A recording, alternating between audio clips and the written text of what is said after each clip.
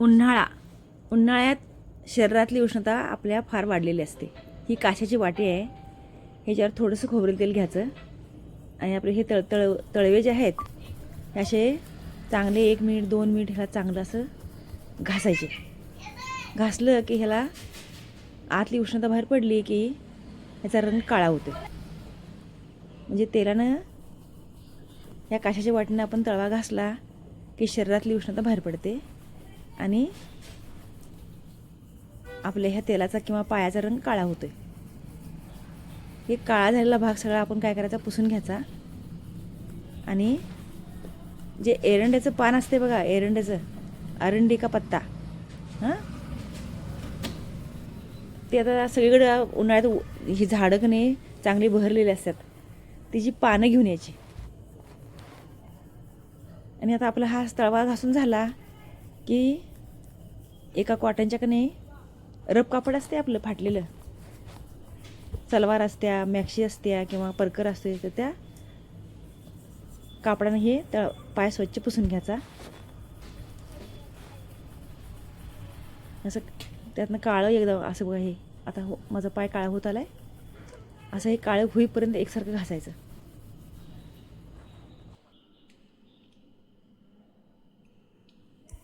आपल्या तळ हातात आणि तळ पायात आपल्या शरीराचे सगळे भाग, सगळे अवयव असतात असं डॉक्टर म्हणतात. तरी मालिश केल्यामुळं त्यांना पण का नाही मालिश होत्या बरं का. पूर्ण आपल्या शरीराचं का नाही आरोग्य व्यवस्थित राहते तळवा घासल्यामुळं. आणि उन्हाळ्यात कोणाचे डोळे लाल होतात, कुणाला म्हणजे गरमीमुळं अनेक प्रकारचे त्रास असतो आहे. लगेच जळजळ होणे, शरीर सगळं कोरडं पडणे, घशाला कोरडं पडणे, तर ते हीटमुळे होत असते. पाणी तर प्यायलाच लागते भरपूर, त्यासोबत हे पण आपण करायला पाहिजे. तर आता हे असं पान ठेवायचं आणि टाच्याच्या वर एक पान लावायचं, असं हे बघा व्यवस्थित दाबून धरायचं, कारण मत्तीला अनेक माणूस कोण नाही आहे. तर आता हा असा मोजा आहे की नाही, असा व्यवस्थित फोल्ड करून घ्यायचा. आणि बघू शकता तुम्ही, मी हे आता आपल्या पायाच्या पोटात हे सगळं पान असं व्यवस्थित गुंतवून घेतलं आहे, कारण ते हलू नये म्हणून. आणि आता हे मोजा असं हळूहळू पान सरकू नये ह्याची काळजी घेत हे व्यवस्थित घालायचं. मोजा एक 5-6 तास ठेवला की तुमचे शरीर बघा, पाय सगळे थंडगार होतात, शरीर सगळं थंड पडते आणि डोळ्याची जी जळजळ असते ती पण बऱ्यापैकी कमी होत्या बरं. आता तुम्ही हे नक्की करून बघा. माझा हा व्हिडिओ तुम्हाला आवडला असेल तर जास्तीत जास्त लोकांपर्यंत शेअर करा, सबस्क्राईब पण करा, आठवणीनं शेअर पण करा. आता हे दुसऱ्या पायाला पण मी तसंच मालिश करत आहे आणि ह्या पायाला पण आपण असंच मालिश करून हे बघा असं. तर आपण पान लावूया एरंडाचं. 2 पानं मोठी असतं एकच बास होते, पण आता इथं शहरात पानं मिळायचे अवघड आहेत. तर ह्याला पण व्यवस्थित मालिश करून आता हे पुसून घेतलं. ही वाटी हे आहे की नाही कापड खालचं, हे कायमचं ठेवलेलंच आहे मी दोरच्यासाठी.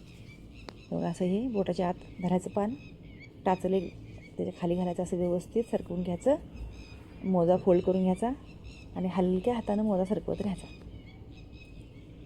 तर मंडळी, माझा हा व्हिडिओ तुम्हाला कसा वाटला ते नक्की कळवा आणि हा जास्तीत जास्त लोकांपर्यंत शेअर करा, म्हणजे सगळ्यांनीच फायद्याची गोष्ट होईल. कांदा पण तुम्ही ठेवू शकता तळव्याच्या मध्ये. कांदा पण पूर्ण शरीराची उष्णता शोषून घेते.